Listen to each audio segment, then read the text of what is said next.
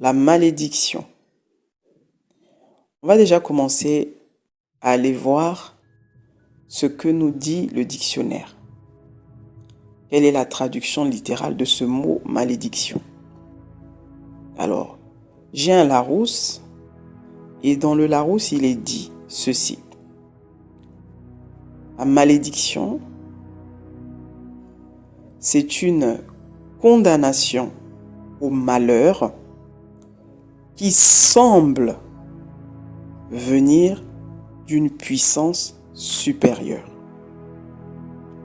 Condamnation au malheur qui semble venir d'une puissance supérieure. Alors, qu'est-ce que je note? C'est qu'ils emploient le mot sembler. Ce qui semble n'est pas nécessairement. Ce qui semble est approximatif. Donc ici, on note bien une probabilité ici. C'est pas un fait.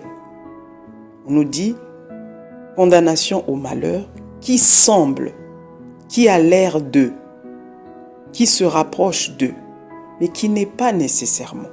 Donc c'est une possibilité, c'est une probabilité. Maintenant, si on retourne au mot maudire, par exemple, ou malédiction, c'est simplement dire du mal. Mal, dire du mal, maudire, c'est la même chose. Donc en réalité, une malédiction, c'est simplement dire du mal de quelque chose. Et si on doit s'en tenir à cette définition-là de dire du mal, on le fait tout le temps. On le fait constamment. Ça prend une tournure sacrée quand on parle ici d'autorité supérieure. Quand on parle d'autorité, ici, on va venir mettre l'accent sur le côté sacré, le côté important. Mais en réalité, maudire, c'est simplement dire du mal de quelque chose, dire du mal de quelqu'un. Combien de fois tu l'as fait, combien de fois je le fais, combien de fois je l'ai fait, combien de fois nous allons encore le faire. Je suis ici, les amis, simplement en train d'essayer de vous faire réagir des fois. Comprenez, essayez de creuser un peu plus. N'acceptez pas juste les choses parce que c'est ce qu'on vous apprend, parce que c'est ce qu'on vous a dit. Faites vos propres recherches, allez creuser, essayez de comprendre. Sans parti pris, vous essayez juste de comprendre. Et après, vous donnerez la définition que vous voulez, la définition qui vous convient le mieux. Je veux parler ici des malédictions. J'accompagne un monsieur en ce moment dont l'histoire est triste. Il m'a autorisé à parler de lui. Bon, je ne citerai pas son nom, mais cette personne, en fait, c'est un Africain qui a vécu très longtemps en Afrique, mais qui est venu ici par la suite, en France. Et donc, il y a à peu près 15-20 ans, il a eu une grosse discussion, une grosse dispute avec son père. D'accord? Au point qu'ils en sont arrivés aux mains. Parce que il avait à l'époque, il voulait faire un certain projet. Son père n'était pas d'accord. Son père voulait qu'il fasse autre chose. Et au point que son père le vilipendait un peu ici et là, son père parlait en mal de lui à toutes les occasions qui lui étaient données. Et donc, ils en sont arrivés à ne plus se fréquenter pendant de longues années avec son père. Donc, il est parti de la maison, il a fait sa vie, quoi, comme on dit. Le problème, c'est ce jour-là où il dit à son père « Mais je comprends pas, j'ai l'impression que je suis un accident dans ta vie, j'ai l'impression que tu m'as jamais aimé, j'ai l'impression que tu m'as jamais valorisé, parce qu'à chaque fois, tu n'en loupes pas une, quoi. Quand il s'agit de me descendre, tu parles de moi chez nos tantes, tu parles de moi chez mes oncles, à tes amis, et moi, ça me revient, je suis juste écœuré, quoi, de voir que qu'un père se comporte comme tu te comportes. En fait, ils avaient vraiment des relations conflictuelles avec son père. Et il y a eu donc cette séquence-là où ils en sont arrivés aux mains. Son père avait décrété il était malpoli, il a maudit le jour qu'il avait mis au monde, patati, enfin, il a dit tout plein de choses, mais euh, pour le dénigrer, quoi. Et le monsieur, il n'avait trouvé aucune autre option que celle de se défendre avec les mains, parce que son père a commencé à le, à le tabasser, hein, c'est le cas de le dire ici. Et il a, il a renchéri simplement. Donc c'est deux hommes qui ont commencé à se battre, parce qu'il n'était pas jeune, hein. Quand je dis tabasser ici, il avait près de 25 ans, c'était déjà un grand monsieur. Et 5 ans plus tard, son père décède. Mais avant les 5 ans, lui vient en France. Donc le fils vient en France. Donc il commence sa petite vie ici et tout ça. Et 3 ans après, donc les relations avec le père n'existent pas. Puisque il est fâché, et ils sont fâchés. Et je crois 6 mois avant, c'est le père qui voulait faire la paix avec lui, qui voulait le voir. Mais lui, il était encore fermé à cette possibilité-là qu'il se reparle. Donc il a dit oui, papa, je viendrai, papa, je viendrai. Et à force de remettre à plus tard, le monsieur est décédé. Et il n'est pas allé aux obsèques. Il n'est pas allé aux obsèques parce qu'il trouvait que non, je vois pas, je vais aller m'incliner, qu'est-ce que je vais dire devant sa tombe, et tous les membres de ma famille savent que papa et moi, on se parlait plus, donc je veux pas faire l'hypocrite. Les années passent, donc le monsieur a été enterré, les années passent, donc c'est la maman qui est veuve du coup, qui constamment est en train de lui rappeler, mais tu sais, il faut que tu viennes quand même au pays, il faut que tu viennes voir là où on a enterré ton père, il faudrait quand même que tu fasses ce geste-là, c'est important. Et le fils de dire à sa maman, maman, je le ferai le jour que je serai prêt. Pour l'instant, je ne vois pas les choses comme ça. Et donc pendant tout ce temps, il était religieux, hein, il était évangélique. Et pour X ou Y raison, il a commencé à faire son cheminement spirituel, il a commencé à chercher ses réponses. Et de fil en aiguille, il a vu des prêtresses, il a vu des personnes, il a vu des médiums, il a été voir des cartomanciens, enfin toutes ces personnes-là, qui à chaque fois qu'il était en face de ces personnes lui disaient, vous avez un conflit avec vous-même. D'autres lui ont dit clairement, il y a une personne décédée qui est triste. Ça, vous voyez, il y a une personne qui est décédée qui est triste, vous avez un conflit avec vous-même. Et vous devez régler ce problème-là. Parce qu'en fait, il voyait des répercussions dans sa vie. C'est-à-dire que il avait du mal à être joyeux. Il avait une certaine peur en lui qu'il n'expliquait pas. Il dormait, il avait des cauchemars bizarres. Il rêvait souvent de son père et toutes ces choses-là. Et donc il y avait cette culpabilité en lui, mais il n'arrivait pas à mettre le doigt dessus. Et là, paf, il est tombé sur une ou plusieurs de mes vidéos et il m'a contacté. Donc on commence la session, donc il me parle de tout ce que je vous explique là. Et moi je lui dis en fait, ton seul problème, c'est la culpabilité. Il faudrait que tu trouves des raisons suffisamment honnêtes. Pourquoi tu as fait ce que tu as fait et pourquoi il fallait que ça se fasse. Quand tu es OK avec ça, c'est ce qu'on appelle le pardon, c'est ce qu'on appelle faire le deuil. Tu verras que tout ce que tu es en train de ressentir va disparaître. Ces gens qui t'ont dit que oui, il y a un conflit, oui, effectivement, le conflit, il est là. Mais tu n'as rien à faire. Je veux dire, On lui a même demandé d'aller faire de demander pardon à son père. J'ai dit, ton père, il est décédé. Ton père, il est décédé, en tout cas dans la forme, ton père est décédé. Tout commence par toi-même. Tout se passe en toi. Tu aurais apprécié avoir des relations plus nobles, des relations plus saines avec ton père. Et c'est ça en réalité qui te tourmente. C'est ça qui te fait mal. Tu n'arrives pas à accepter qu'un père soit aussi comme ton père a été. Tu n'arrives pas à accepter que ton père était capable de te maudire, c'est-à-dire avec les phrases qu'il t'a balancées ce jour-là. Parce qu'il a dit, je maudis le jour où je t'ai conçu avec ta mère. Voyez? Et donc lui, il est bloqué, il était bloqué là-dessus. Et quand je lui ai expliqué qu'il faut que tu comprennes que ton père, il était ce qu'il était.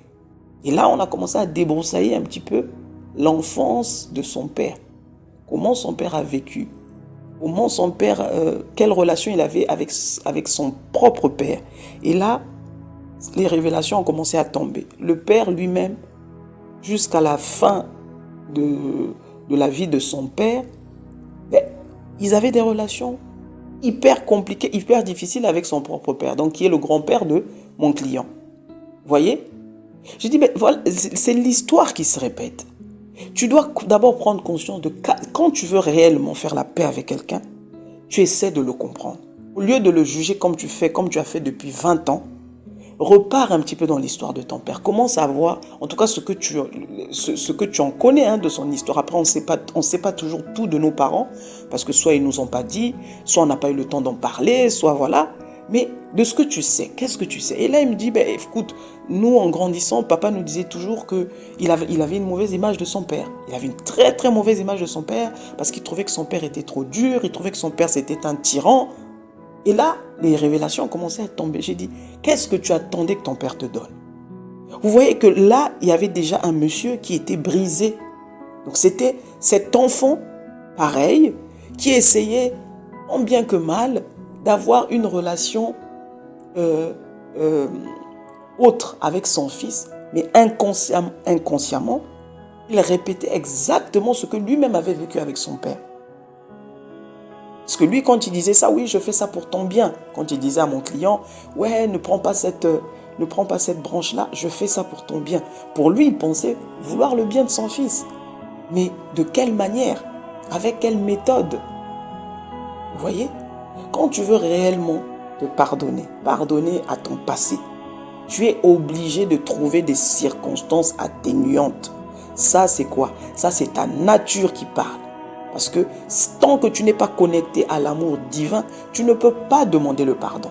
Tu ne peux pas rechercher le pardon. Et tu ne peux pas le trouver de toute façon. Donc là, ta nature divine qui est le bien, qui est le bon, va devoir trouver le bon en l'autre, va devoir trouver le bon en cette situation pour que en toi, tu puisses trouver la paix. Sinon, tu ne peux pas le faire. Et donc, ce qui s'est passé, c'est qu'on a commencé à creuser, on s'est rendu compte que le monsieur était lui-même dans une situation conflictuelle avec donc son passé, donc avec lui-même. Et il a retranscrit la même chose avec ses enfants, notamment avec mon client. Et donc, en avançant dans ce sens-là, mon client a commencé à ressentir presque de la peine pour son père. Et il s'est aperçu que son père était lui-même une victime de son passé, était lui-même une victime de son père décédé. Et là, le pardon intervient. Et là, quand c'est comme ça, les larmes tombent. Et quand c'est comme ça, les chaînes tombent. Et petit à petit, il s'est dit, ok, je comprends en fait pourquoi je vis comme je vis. Je n'étais vraiment pas joyeux, j'avais pas la paix. J'essaie de camoufler avec toutes sortes de choses, mais ça n'allait pas. Or, mon mal était beaucoup plus profond. En réalité, mon souhait, c'est juste l'enfant en moi qui n'a jamais eu une relation saine avec son père, qui recherchait, qui voulait en fait, qui osait rêver de cette possibilité. Et malheureusement, dans la réalité, je ne voyais pas cela possible parce que tout me rappelait que j'étais un enfant maudit. Et donc, j'ai fini par croire en ces malédictions parce que dans la religion, on nous dit que ton père, c'est ton autorité suprême. Justement, on revient à la notion de l'autorité. C'est ton autorité suprême. Quand il t'a maudit, c'est compliqué, c'est la source. On ne maudit pas sa source. Oui, on ne maudit pas sa source jusqu'à quand l'amour intervient. L'amour est capable de tout, les amis. L'amour est au-dessus de tout. Aucune règle, je dis bien aucune règle ne peut piétiner l'amour. Aucune. Tout ça, ce sont des lois. Quand tu as mis ton père, ta mère comme étant l'autorité, c'est ce qu'on t'a appris. Oui, mais ça, tant que tu vois les choses de façon fermée, effectivement, tu vas voir une situation sans issue. Mais quand l'amour intervient, le véritable amour de Dieu pardonne tout. Le véritable amour de Dieu te brise les chaînes. Le véritable amour de Dieu te sort des prisons. Donc si tu as pensé que tu as été maudit, maudite par ta mère, par ta sœur, parce que vous avez eu un conflit dans la famille, tu as maudit ton fils, et là tu es dans la culpabilité, constamment en train de te dire, mais ce jour-là, qu'est-ce qui m'avait pris, pourquoi je l'ai dit? Repars à l'amour. Trouve l'amour divin en toi. Trouve cette fréquence-là, trouve cette vibration-là de l'amour qui t'envahit pleinement, où tu ne vois plus la faute de l'autre, où tu ne vois plus les méfaits de l'autre, où tu ne vois plus les incapacités de l'autre, mais où tu vois l'autre comme l'être parfait qu'il est, mais qui a fait des choix qui lui sont propres. Comme je dis toujours, on vient ici pour des expériences. Tous, on a différentes expériences, tous, on a différents chemins. Vous voyez? Donc, je suis en train de vouloir vous dire ici, la malédiction, elle va avoir la définition que toi, tu vas lui donner. Mais c'est pas définitif. On n'est pas dans une sorte de fatalité où parce que ça s'est fait comme ça s'est fait, donc c'est irrémédiable. Non, absolument pas. Je dis bien tout ce que l'homme vit, tout ce que l'homme expérimente sur terre est capable d'être transcendé par l'amour. Connaissez et comprenez le pouvoir de l'amour divin. Et vous verrez que l'amour, rien ne tient devant l'amour divin. Absolument rien. Quelles que soient les condamnations, quel que soit ce que vous appelez malédiction, absolument rien. La malédiction, ce n'est ni plus ni moins le fait de dire du mal d'eux. C'est aussi simple que ça. Donc toi qui te sens condamné, toi qui te sens enchaîné parce que tu avais eu un conflit dans le passé et ça te poursuit, parce que tu y crois, tu vas en voir des manifestations. Tu vas voir les manifestations justement de cette malédiction. Partout là où tu vas passer, tu auras l'impression que toutes les portes sont fermées. Tu auras l'impression que chez toi rien ne marche. Tu auras l'impression que chez toi rien ne fonctionne. Parce que dans ton subconscient, tout derrière, tout au fond, là-bas dans ton subconscient, il y a cette vérité comme quoi je suis maudit, je suis maudite et c'est irrémédiable. Parce que c'était mon père qui était en cause, parce que c'était mon fils qui était en cause, parce que c'était ma mère qui était en cause. Sors des règles. Aucune règle ne peut tenir devant l'amour divin. Aucune. Aucune notion, aucune règle, aucune loi ne tient devant l'amour. L'amour est celui qui vous met tous d'accord. Parce que devant l'amour, tout fléchit. Devant l'amour, tout genou fléchit. Devant l'amour, toute langue confesse que l'amour est divin, que l'amour est Dieu, que l'amour est. Il n'y a aucune autre règle au-dessus de cette loi. Il n'y en a aucune. Toutes les autres sont relatives. Toutes les autres sont, on peut discuter, on peut essayer de trouver plusieurs options. L'amour, tout le monde tout le monde s'aligne. L'amour divin entre en jeu. Cesse de te culpabiliser pour ce qui s'est passé hier, avant-hier, il y a des années. Tu n'es pas maudite. Tu sors de cette malédiction le jour où tu décides que tu n'es plus maudite. Ça dépend de toi. Il n'y a pas une entité supérieure qui viendra te sauver. Il n'y a pas des prières à faire. Il n'y a pas des jeûnes et je ne sais quoi à faire, des sacrifices. Tu n'en as pas besoin. Reconnais l'autorité divine en toi. Reconnais simplement que l'amour est au-dessus de tout. Reconnais que ce qui s'est passé, ça s'est passé parce que ça devait se passer. Parce qu'à ce moment-là, ce qu'on a donné, c'est ce qu'on avait à donner. On n'était peut-être pas du bon côté. On n'avait peut-être pas la bonne façon de penser. Aujourd'hui, on comprend que ce n'était qu'une expérience. Mais aujourd'hui, on décide que ce qui est passé et le commencement, c'est maintenant. Vous comprenez? Et ça va vous libérer de toute culpabilité. Vous n'avez pas besoin de vivre dans la culpabilité. Ce sont de fausses vérités. Ce sont de fausses croyances que vous avez acceptées en vous et et ce sont ces fausses croyances-là qui vous mènent la vie dure en fait. Parce que vous y avez cru. Je vous dis toujours, tout se passe par rapport à ce que vous croyez. Dieu, tu ne peux le voir que par ta foi, par tes convictions, par tes croyances. Donc ce que tu crois, c'est ce qui devient vérité. C'est ce qui devient réel. Donc détache-toi de cela. Comprends que ce que tu appelles malédiction, ce n'est ni plus ni moins le fait de dire du mal de quelque chose, le fait de dire du mal de quelqu'un, d'une circonstance. Donc ton regard sur la chose change la définition de la chose. Parce que tu décides que ce que tu as cru pendant 20 ans qu'était une malédiction, et qu'aujourd'hui tu veux lui donner le nom de l'expérience, ça devient une expérience à tes yeux. Et donc ça n'a plus aucun effet, ça n'a plus aucune autorité sur toi parce que tu as mis cela dans le compte de l'expérience. C'est-à-dire d'une chose qui est parfaitement neutre. Elle n'est pas plus importante qu'une autre. C'est juste une expérience. Vous comprenez? J'espère que ça va aider quelqu'un. Sors de la culpabilité, mon ami. Sors de la culpabilité. Tu es bien plus grand que ça. Tu es l'autorité suprême par le divin qui réside en toi. C'était Genesis.